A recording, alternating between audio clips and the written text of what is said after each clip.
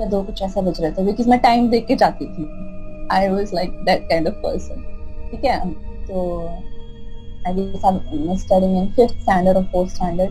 मैं ऐसे जा रही थी, चलते जा रही थी, आई हियर्ड सम वॉइस। लेकिन मेरी नानी ने मुझे बताया हुआ था कि जब भी तुम कोई वॉइस सुनते ना तो ना ही उसका जवाब देना है, ना ही पीछे मुड़ के देखना है। ठीक है, बट आई डोंट नो मुझे क्या हुआ, मैं वहां बैठ गई। ठीक है, आई डोंट नो मुझे चक्कर आ गया क्या हुआ, मैं वहां बैठ गई।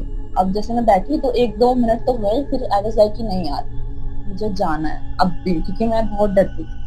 तो मैंने थोड़ा सा एनर्जी गैदर किया और मैं खड़ी हुई। जैसे मैं खड़े होने लगी ना तो I literally saw a shadow in front of me, like कोई मेरे पीछे खड़ा है एंड स्टिक ले रखी है हाथ में। एंड आई थॉट वो समथिंग लाइक कुछ मतलब कोई तो कोई चोर वगैरह है, और लाइक उसने हाथ में स्टिक ले रखी थी जैसे कि हिट करने वाली पोजीशन में समथिंग इस तरीके से। और मेरे सामने वो शैडो ऐसे थी कि पीछे खड़ा है। मैं इतना मतलब हो जाता है कि एकदम से फ्रीक्ड आउट हो जाते हो आप, और लाइक ऐसे ही मैं खड़े हुई और मैं पीछे मुड़ के भागने लगी। Nobody, there was no one, कोई नहीं था। एंड उस चीज ने मुझे और डरा दिया, मैं गिर गई, मेरे पैर पे भी लगी बहुत ज्यादा। एंड आई जस्ट मतलब मैं गई वहां पे, और वहां पे मतलब नानी के पास, एंड मैं अपने बेड पे जाकर बिल्कुल ऐसे सो गई। द weirdest thing is मैं बोल नहीं पा रही थी, बट जो भी है, बट मैं उस टाइम नहीं बोल पा रही थी। And I literally so skeleton kind of thing. मेरे जो हमारा जो डोर है उस टाइप से कॉर्नर पे एक चेयर पे बैठा हुआ है वो स्केलेटन।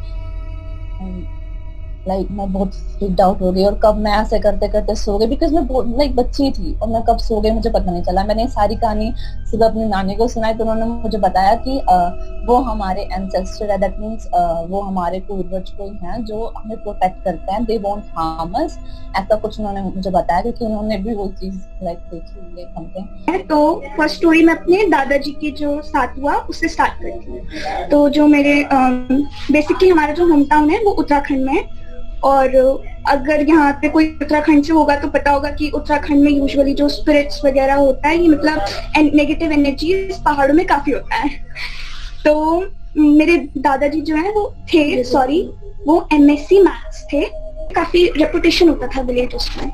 बट होता यूं था कि उनको अप डाउन करना पड़ता था काफी ज्यादा, एक विलेज से दूसरे विलेज में, तो कभी रात भी हो जाया करती थी। तो एक बार मेरे जो ग्रैंडफादर है वो उनको घर वापस आना था, और काफी ज्यादा अंधेरा हो चुका था, बट क्योंकि अर्जेंट था इसलिए उनको रात में ही निकलना पड़ा। तो उनको एक घर मिला, तो वो वहां पे गए, कुछ रोशनी सी आ रही थी वहां से, तो उनको वहां पे एक आदमी मिला। तो उसने कहा कि मास्टर जी आप घर जा रहे हैं तो मैं छोड़ देता हूँ आपके साथ। उनके पास लैंप था तो मैं आपको रोशनी दिखाते हुए चलता हूँ आपके साथ। तो मेरे ग्रैंडफादर एग्री कर गए कि हाँ ठीक है, कोई कंपनी के लिए भी हो जाएगा। तो पूरी रात वो जो इंसान था, जो आदमी था, वो मेरे ग्रैंडफादर के साथ उनको पूरा घर तक छोड़ के आया, उन्होंने बातें भी की। एंड देन जैसे ही मेरे ग्रैंडफादर घर पहुंचे, और उन्होंने, क्योंकि काफी ज्यादा अंधेरा था, तो जैसे ही उन्होंने चाहा कि वो उसे थैंक यू करे और पीछे मुड़े, तो वो गायब हो गया वो इंसान। तो मेरे ग्रैंडफादर को बहुत अटपटा लगा, उन्हें लगा कि क्या पता बीच में चला गया हो या कुछ भी हुआ हो। देन नेक्स्ट मॉर्निंग जब मेरे ग्रैंडफादर उसी वे से निकल रहे थे, तो किसी ने मतलब ऐसी बात करते हुए उनको पता चला कि जिस घर में वो रुके थे उस घर में जो रहता था उसकी ऑलरेडी डेथ हो चुकी थी। एक दी है वो पहाड़ी है, तो उन्होंने बताया हुआ कि पहाड़ियों में एक प्रथा होती है कि जब कोई मरता है तो 9 डेज तक या शायद 10 डेज तक उनके नाम का दिया जलाते हैं। तो उनके यहाँ पे ऐसे होते हैं कि जब भी कोई मरा तो नेक्स्ट या तो 9 या फिर 10 डेज तक उस इंसान के नाम का दिया जलेगा, और जितने भी मेल लोग हैं उस पूरे गांव में या कम्युनिटी में, उनका काम है कि वो पूरी रात जग कर उस दिए के अराउंड बैठकर उस दिए की बोलते हैं कि पहरेदारी देंगे। कहते हैं कि वो दिया बुझना नहीं चाहिए, वरना आत्मा को लाइक फर्क पड़ता है, कुछ तो उसका इफेक्ट पड़ता है, तो वो बुझना नहीं चाहिए। तो सब लोग बैठ के उसकी पहरेदारी देते हैं, और बाय चांस अगर सब लोग बैठ के पहरेदारी नहीं देंगे तो उनका ये मानना है कि जो आत्मा है एक्चुअली जो मरा है इंसान, उसकी सोल आकर उस दिए की पहरेदारी देगी। एक इंसान की ना ऑल ऑफ अ सडन आंख खुली और he was like oh shit मैं सो गया, ओ मुझे सोना नहीं था, सोने के लिए मना करते हैं वो सब। और उसने देखा कि सब सो रहे हैं और वो डर गया पूरी तरीके से, क्योंकि ऐसा हो सकता है, बड़े लोग हैं, छोटे बच्चे तो है नहीं, सबको पता है कि नहीं सोना है, पर सब सो गए हैं। तो उसके तुरंत उसको लगा कि दिया गया, दिया बुझ गया होगा, अभी तक कोई बैड सोल आ गई होगी और हम लोगों का लाइक पूरा गांव अब जाने वाला है। उसका सीधा ध्यान गया दिए पर, और उसे जैसे दिया पे देखा तो दिया जल रहा था, और जिस इंसान की डेथ हो गई थी वो इंसान बिल्कुल उस दिए के बगल में बैठा हुआ था। तो उसे सबको बताया, तो उस समय पर तो लाइक उस बंदे को भी पता था कि नहीं देखना होता सोल को, सबको भी पर तब सबने कर दिया कि कोई बात नहीं, कोई बात नहीं, कुछ नहीं होता, ध्यान रखो और कुछ नहीं होगा। पर जब 9 डेज या 10 डेज जो भी वो टाइम पीरियड होता है वो ओवर हुआ, तो उस इंसान की डेथ हो गई। तो ये मेरे कजन के साथ हुआ था, मतलब ये तो मतलब एकदम असली बात है। तो पता है, आई थिंक रात को आ रहा था वो किसी की बर्थडे पार्टी अटेंड करके, तो आ रहा था वो घर से करीबन 10-15 मिनट दूर होगा। तो वो चल रहा है मतलब 10-15 मिनट क्या, आधा घंटा हो गया, वो कह रहा है कुछ आया ही नहीं, रास्ता चले ना, लाइक रोड एक्सटेंड हुए जा रही है, वो सीधा चले जा रहा है और रोड बढ़े ही जा रही है। 1 घंटा 2 घंटा हो गया, वो भाई बंदा पैनिक कर रहा है कि कहाँ है, चले जा रहा हूँ, सीधी रोड है, ये उसने बताया मेरे को। तो बंदा परेशान, लिटरली वो बहुत पैनिक कर रहा है कि भाई क्या सिचुएशन है, रोड ही खत्म नहीं हो रही, उसका रोना निकल रहा है। ठीक है, वो उस टाइम 17-18 का होगा। तो भाई बंदे ने भागना शुरू किया। लिटरली वो कह रहा है कि उसके हिसाब से उसने करीबन 2 या 3 घंटे ऐसे लिटरली चलता रहा, भागते रह के उसने कोशिश की है निकलने की। तो बंदा एग्जॉस्ट होकर ना ट्रिप करके गिर गया।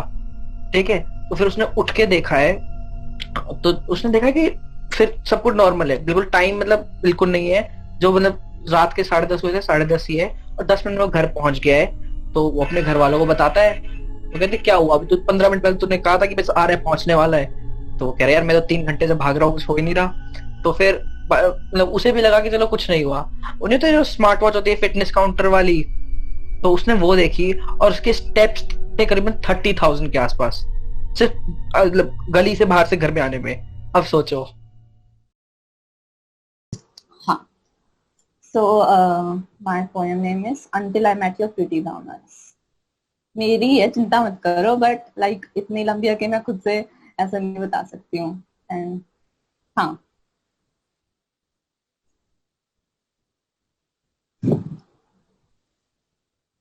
they say go close to your loved ones, erase the distance. How can I go close to the moon and erase the distance between the star and the moon? Sometimes, subservient to others, I was trading my soul, solemn and oblivion, until I met your pretty brown eyes. I saw you standing there, oh dear, God made a fine piece of art. Not being delusional of his beauty, I embraced his scars. What made you think of me, you asked. Have I ever had this feeling of consciously listening to every single beat of 2 hearts? I thought what they say are all lies, until I met your pretty damn eyes. Every new question with a blink, I wonder why you ask so many questions. Oh dear, your questions made me think. How certain my feelings are. Uncertainty no one can explain.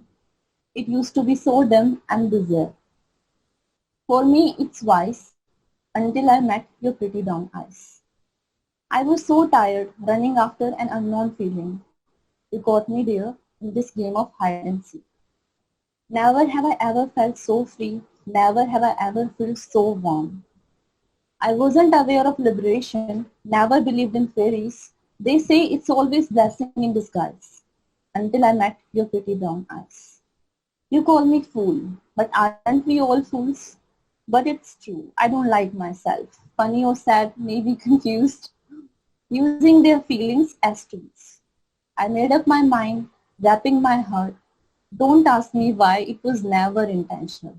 After touching many souls, my cold lips dare to say, your soul feels so warm, every now and then it's me. Is it enough to make him stay? Again, my delusional mind. This time I asked my dear friend, I'm not a cage for his soul. His soul deserves to stay where it feels free. I owe him nothing. His wandering soul was tired just like a tree. I gave him a place to rest, to stay. Now it's time to continue your journey. I will always be your home.